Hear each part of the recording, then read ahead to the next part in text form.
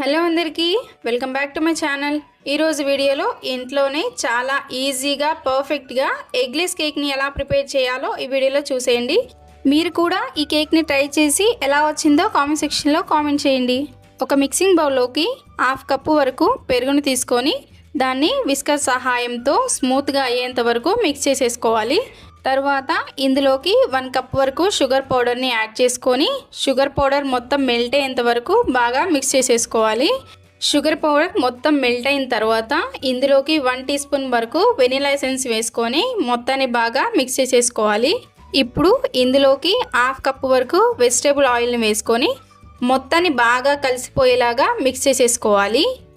ఇప్పుడు ఇందులోకి డ్రై ఇంగ్రీడియంట్స్ని జల్లించుకోవడానికి జల్లెడని తీసుకొని 1.5 కప్పు వరకు మైదాని తీసుకోవాలి. 1 టీ స్పూన్ వరకు baking powder, 1/2 teaspoon baking soda తీసుకొని మొత్తాన్ని బాగా జల్లించుకోవాలి. ఇప్పుడు ఈ మిశ్రమాన్ని కట్ అండ్ ఫోల్డ్ మెథడ్లో బాగా మిక్స్ చేసేసుకోవాలి. ఇప్పుడు ఇందులోకి 3/4 కప్ వరకు మిల్క్ని తీసుకొని కొంచెం యాడ్ చేసుకుంటూ మొత్తాన్ని బాగా స్మూత్ కన్సిస్టెన్సీ వచ్చేంత వరకు మిక్స్ చేసేసుకోవాలి. ఇలా బ్యాటర్ అనేది స్మూత్ కన్సిస్టెన్సీ వచ్చిన తర్వాత ఈ బ్యాటర్ని పక్కన పెట్టుకొని ఇప్పుడు ఒక కేక్ టిన్ని తీసుకొని సైడ్స్కి అడుగు భాగంలో మొత్తం గీ అప్లై చేసేసుకోవాలి. గీ అప్లై చేసుకున్న తర్వాత అడుగు మాడకుండా ఉండటానికి ఒక బటర్ పేపర్ని అడుగు భాగంలో వేసుకోవాలి. తర్వాత మనం ముందుగానే ప్రిపేర్ చేసి పెట్టుకున్న కేక్ బ్యాటర్ని టిన్లో వేసేసుకొని ఇలా ట్యాప్ చేసుకోవాలి. ఓవెన్లో 180 డిగ్రీస్ దగ్గర 20 to 25 మినిట్స్ బేక్ చేసుకుంటే మన కేక్ అనేది రెడీ అయిపోతుంది. కేక్ అడుగు భాగంలో ఉండి బటర్ పేపర్ని రిమూవ్ చేసేసుకొని కేక్ మొత్తాన్ని లేయర్లుగా కట్ చేసేసుకొని పక్కన పెట్టుకోవాలి. ఇప్పుడు ఒక బౌల్ తీసుకొని కేక్ని ఐసింగ్ చేసుకోవడానికి విప్పింగ్ క్రీమ్ని ప్రిపేర్ చేసుకుందాం.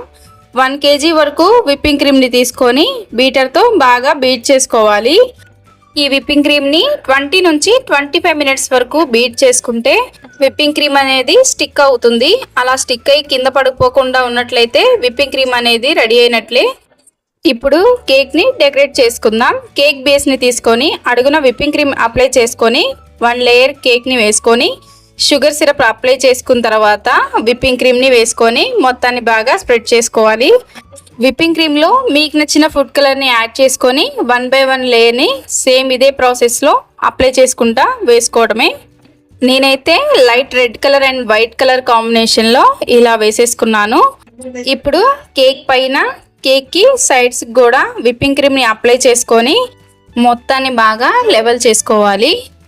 ఇలా కేక్ మొత్తం లెవెల్ చేసిన తర్వాత కేక్ అడుగున కూడా విప్పింగ్ క్రీమ్ని అప్లై చేసి డ్యూయల్ షేడ్ వచ్చేలాగా మొత్తాన్ని బాగా లెవెల్ చేసుకోవాలి.